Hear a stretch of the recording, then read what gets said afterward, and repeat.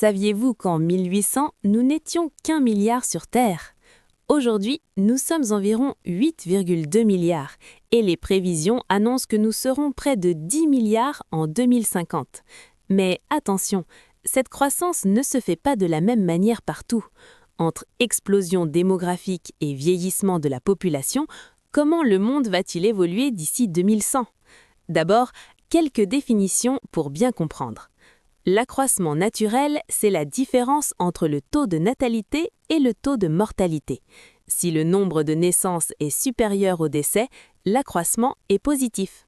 On surveille aussi de près la mortalité infantile, qui concerne le décès des enfants de moins de 5 ans. La croissance mondiale actuelle est en réalité très inégale.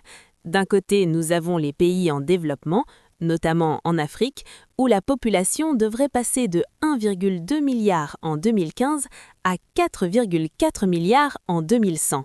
De l'autre côté, dans des zones comme l'Union européenne, on prévoit une baisse de 40 millions d'habitants entre 2050 et 2100. À l'inverse, les États-Unis conservent une tendance à la hausse, avec une croissance de 70 millions de personnes sur cette même période. Ces différences s'expliquent par la transition démographique. C'est le passage d'un régime où la mortalité et la natalité sont élevées à un régime où elles sont faibles. Plus de monde, cela veut dire plus de besoins.